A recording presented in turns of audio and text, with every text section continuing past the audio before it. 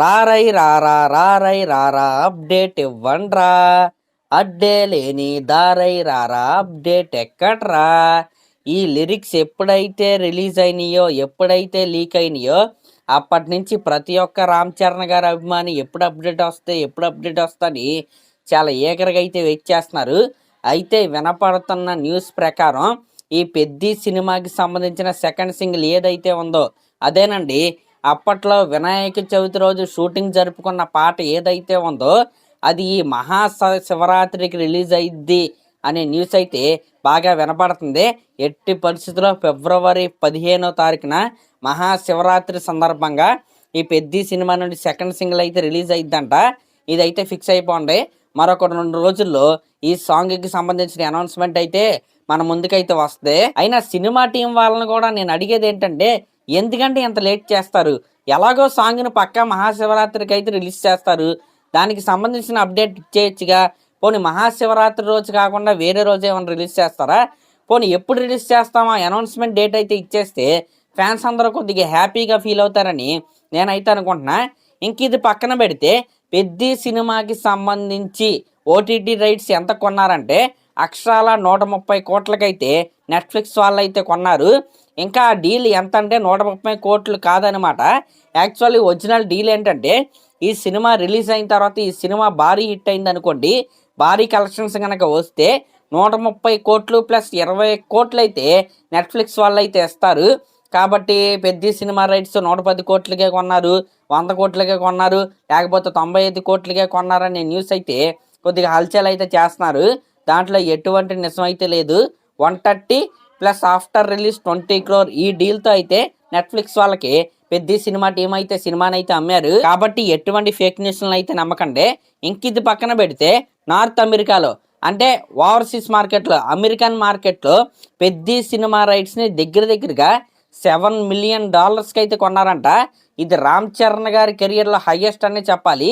మీరు కనుక చూసుకుంటే రామ్ చరణ్ గారి ప్రీవియస్ మూవీ గేమ్ చేంజర్ ఏమో డిజాస్టర్, తీరా కట్ చేస్తే ఈ పెద్ద సినిమా కనుక కాంబినేషన్ కనుక మీరు చూసుకుంటే బుచ్చిబాబు గారు ఏమీ పెద్ద డైరెక్టర్ అయితే కాదు, ఆయన కెరియర్లో పెద్ద బ్లాక్ బస్టర్లు అయితే లేవు. కేవలం ఉప్పునే అనే ఒక సూపర్ హిట్ సినిమాని అయితే ఆయన అయితే డైరెక్షన్ అయితే చేశాడు. సెకండ్ సినిమా రామ్ చరణ్ గారు అయితే అవకాశం అయితే ఇచ్చారు. అంటే ఎటువంటి స్టార్ డైరెక్టర్ లేకుండా రామ్ చరణ్ గారు అంటే వీక్ జోన్ అని కొంతమంది చెప్తా ఉంటారనమాట. రామ్ చరణ్ గారికి ఓవర్సీస్ వీక్ జోన్ అని. అలాంటి వీక్ జోన్లోనే $7 million మార్క్ అయితే మనోడైతే ప్రీ రిలీజ్ బిజినెస్ అయితే పెట్టాడు. ఇంకా అమెరికాలోనే సిచ్యువేషన్ అలా ఉంటే మన ఆంధ్రప్రదేశ్లో ఎలాంటి రేట్స్ ఉంటాయో, సీడెడ్లో ఎలాంటి రేట్స్ ఉంటాయో, నైజాం ఏరియాలో ఎలాంటి రేట్స్ ఉంటాయో ఒక్కసారి మీరే ఊహించుకోండి. ఈ పెద్ద సినిమా ఏదైతే ఉందో మళ్ళీ చెప్తాను, గుర్తుపెట్టుకోండి. ఈ పెద్ద సినిమా ఏదైతే ఉందో రామ్ చరణ్ గారి తిరుగుబాటు బాక్స్ ఆఫీస్ పైన, అలాగే ఆయన అంటే రామ్ చరణ్ గారి ఇనిషియల్ మూవీస్ కనుక మీరు చూసుకుంటే రచ్చ, నాయక్, ఎవడు, గోవిందరాంధ్రవాడలే, బ్రూస్లీ ఆ టైంలో కనుక మనం వెళ్తే టాక్తో సంబంధం లేకుండా టాప్ 3, టాప్ 2లో డే 1 కలెక్షన్స్ అయితే రామ్ చరణ్ గారు అయితే ఉండేవి. దాని తర్వాత ఆ గ్లోరీ అయితే కొద్దిగా అయితే తగ్గింది. దీంట్లో మొహమాటం అయితే లేదు చెప్పడంలో. ఆ పునర్వైభవం ఏదైతే ఉందో ఈ పెద్ద సినిమాతో మనమైతే చూస్తాం. ఇదైతే రాసి పెట్టుకోండి. మాసెస్లో రామ్ చరణ్ గారికి ఉన్న పట్టు ఎలాంటిదో, ఆ ఓపెనింగ్స్ ఎలా ఉంటాయో, ఆ మాస్ యూపోరియా ఎలా ఉంటుందో ఈ పెద్ద సినిమాతో తెలుగు స్టేట్స్కి రామ్ చరణ్ గారు అయితే మరొక్కసారి అయితే పరిచయం చేయబోతున్నాడు. ఇదైతే రాసి పెట్టుకోండి. కాబట్టి ఫ్యాన్స్ ఎవరో కూడా ఎటువంటి ఫేక్ న్యూస్లను అయితే నమ్మకండి, ఎటువంటి గాలి వార్తలను అయితే నమ్మకండి. ఏప్రిల్ 30వ తారీఖున సినిమా అయితే రిలీజ్ అయ్యిద్ది.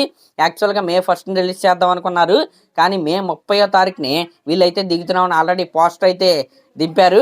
ఇంకా సెకండ్ సింగిల్ కూడా మహాశివరాత్రి రోజు రిలీజ్ చేయడానికి ప్లానింగ్ అయితే జరుగుతుంది. మ్యాక్సిమం ఆ రోజే పాట అయితే రిలీజ్ అయ్యిద్ది. 90% అయితే మహాశివరాత్రి రోజు ఈ పాట అయితే రిలీజ్ అయ్యిద్ది.